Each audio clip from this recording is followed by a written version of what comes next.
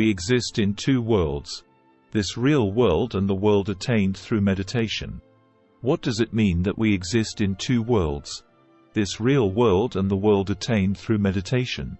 It means that we exist both in the stream of soul changes, when we are born, then grow old, get sick, die, and in the period from death to the next reincarnation. And perhaps for you, who are chasing this real life, only the stream of human life with its birth, old age, illness, and death is seen as life. And about the second period you think it does not exist. However, if another world, the world of meditation, or the world of Samadhi, does not exist, then I would have to say that all that many great saints, such as Sakya Muni, Christ or many other spiritual practitioners, have done so far, is completely meaningless. There are two ways to prove it scientifically. The first way of proof is based on logical inferences. For example, about the creation process of the universe, there is the Big Bang theory and many other theories. We can't see, hear or feel all of these. However, many scientists believe it. Another way is the way of evidence, which can be confirmed by experimentation. This method means that there are necessary and sufficient conditions when the same conditions must necessarily produce the same result. Meanwhile, to which of these does the essence of peace gained through meditation belong? This is very similar to the field of the psychological sciences, which investigate the psyche, or the sciences, which investigate the process of creating the universe or what will happen to the universe. That is, it is generally thought that one can only understand what this world is by hypothetical analysis. One can only prove the existence of this world by analysis. But in reality, for example, in the Buddhist sutras in the Pali language transmitted to Sri Lanka, or in the secret scriptures of the northern tradition transmitted to Tibet, this world is described scientifically and in detail, and through measurement with instruments, through the second mode of analysis. That is, through analysis based on experiments, it is possible to give proof of meditation and samadhi. This is the position I am now taking. A classic example of this is the stopping of the breath. The stopping of the breath happens in the stage of the fourth meditative concentration, that is, when you go into meditation, the breath stops. And after stopping the breath, as described in the Buddhist sutras, the inner body comes out of the outer body and begins to have many experiences. Indeed, when one enters the process of meditative concentration, then, this is confirmed by scientific measurements as well, the breath stops. I've already told you about this today. 2 of my students, and course myself, had this experience and presented the scientific proof of it. And now I will give an explanation of the 4 meditative reflections and the step on which one enters samadhi. First of all, we repeat reincarnations because of our desires. That is, to the question, what is the reason for our birth? Why were we born? The most Buddhist answer would be, it happened because we have desires. And some souls come to the conclusion that as long as we satisfy desires, they have no end. And no matter how much we satisfy them, in the end it is impossible to be completely satisfied. And these souls begin to find out what is the reason they cannot be satisfied, and why the inability to satisfy them causes suffering. As they go on figuring it out, they first realize real world, that this real world in which we see with our eyes, hear with our ears, smell with our noses, taste with our mouths, feel with our touch, or perceive with our consciousness is in principle impermanent. That is, it is not a completely permanent, fixed world. And because of this, suffering arises. That is, because it is fundamentally unstable, in the end, there is no stability in it. And because it is unstable, suffering arises. This is what these souls notice. And then they start striving for absolute stability, for permanence, and they start the practice that allows them to achieve that. Here naturally comes the idea that since it's not out there, it's in there. Meanwhile, we need to think about what forms us, that is, what we have inside, how many factors are there. We can divide them into 5 parts. First of all, the first is our body. The first category is just the physical body, which does not include any of its internal functions, such as nervous or mental activity. So what is the second category? It's the sensations. These are sensations connected with the brain by the nervous system, through which we see, hear, smell, taste, and touch. What is the third category? Using the Buddhist term, it is representations, that is, the world of images. This third category includes dreaming, feeling something intuitively, and the like. And what belongs to the fourth category? It is the accumulation of our experiences. That is, we keep accumulating three things every moment: words, deeds, and soul work. And this is accumulated in the form of data. That's the fourth category. Well, what about the fifth category? That is distinction. That is, as a result of experience, a distinction arises. This is good and this is bad. This is tasty and this is unpalatable. This is suffering and this is happiness. And there is nothing beyond that. That is, our inner factors are these five things: the physical body, sensations, images, the accumulation of experience, and distinction. Here the practitioner begins to consider these factors, one by one, beginning with the external. First, he analyzes and receives experience related to the physical body. Then he analyzes and receives experience related to feelings.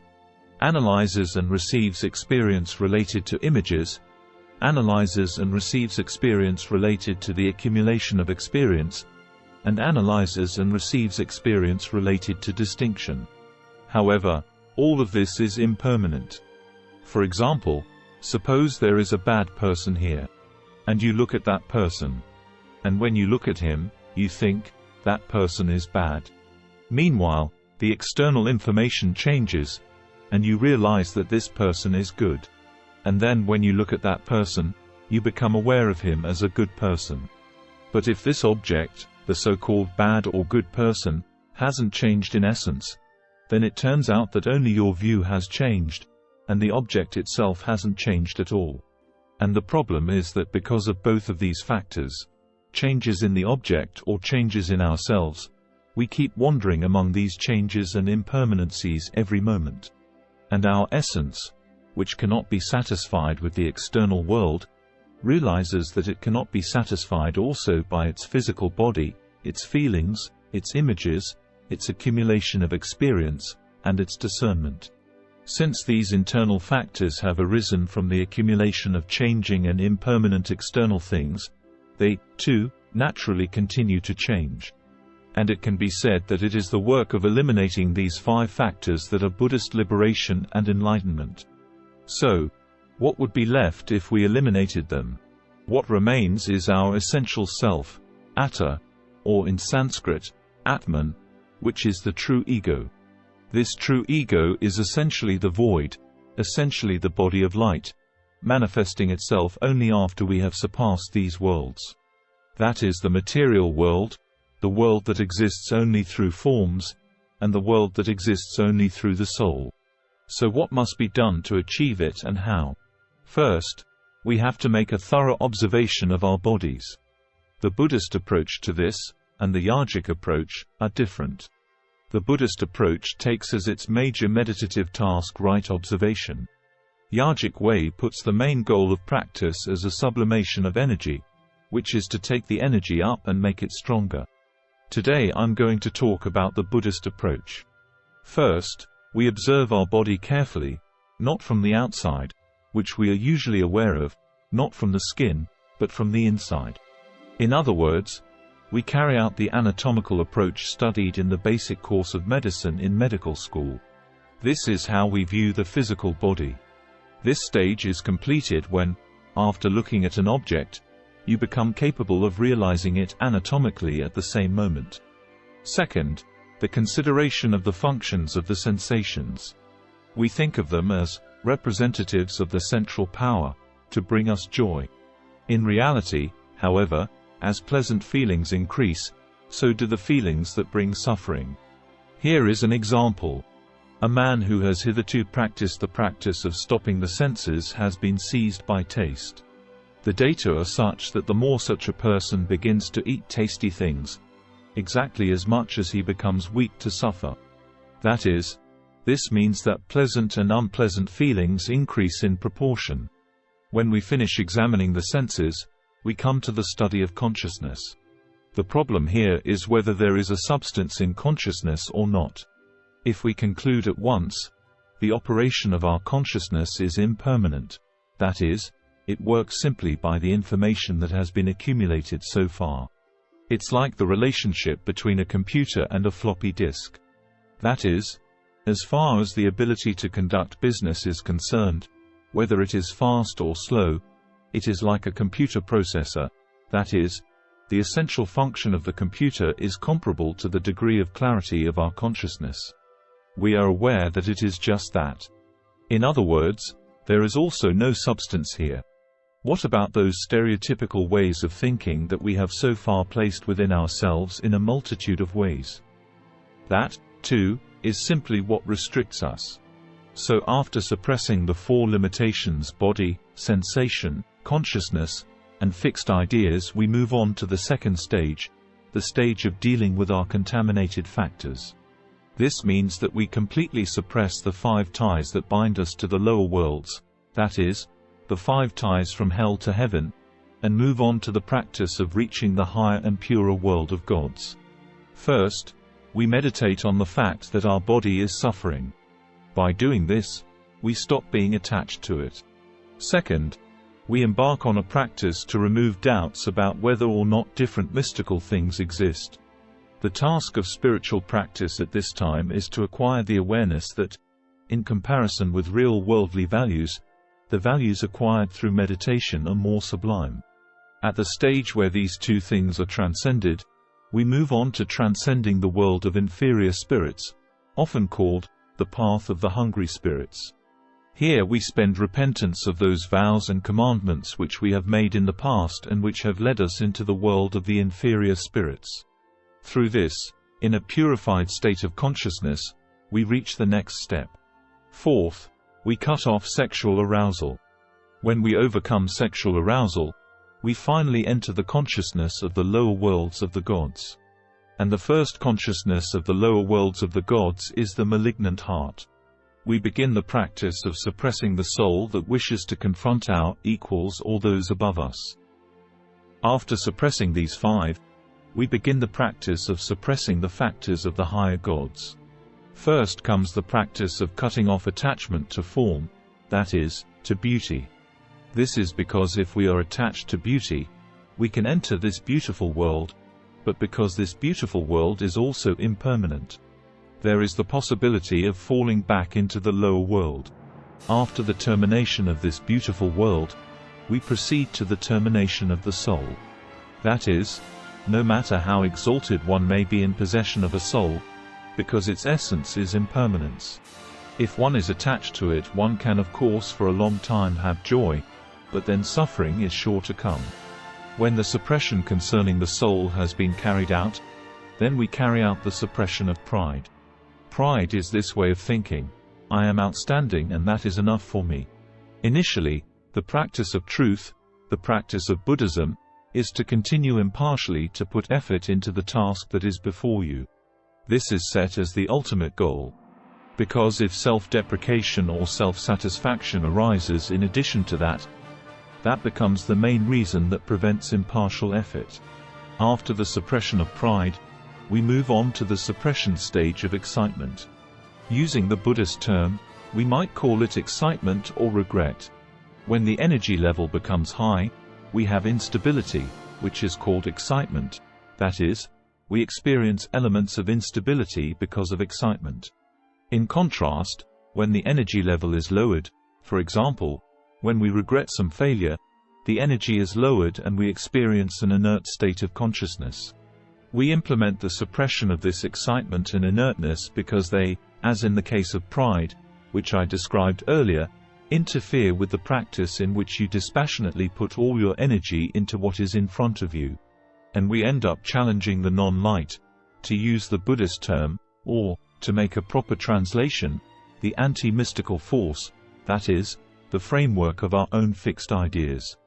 and he who has completely shattered his framework is called the victor in truth, the Tathagata. As we enter this level, the 6 divine abilities truly take up residence in us. First, we have another body different from the physical body. Second, we become able to talk to the gods. Third, we begin to understand other people's souls. Fourth, we can remember many of our past lives. Fifth, we become able to understand what world we are connecting with in the future life as a result of the efforts made in the present. Sixth, we begin to understand all the factors that shape this world. We realize that everything is essentially impermanent. We understand how this impermanence arises, how suffering arises, how worldly desires and suffering arise, how to destroy worldly desires and suffering, what is the path leading to the destruction of worldly desires and suffering. Here I say, understanding, referring not to mere head-based understanding, but to experiential understanding, visual, auditory, olfactory, gustatory, tactile, and conscious-level understanding. We acquire the 6 supernatural abilities and through them we know everything. This is the holy path promised to us practitioners. In Pali it is called the path of purification, the holy path of purification. In Buddhism, the word holy is used for people who follow this path, and common man is used for people who do not follow this path. And whichever of these paths you take, if today's talk is of even a small benefit to you, it will be my greatest joy. For as many people as possible to come across this information, please like it, subscribe to the channel, and leave a comment of 8 words or more.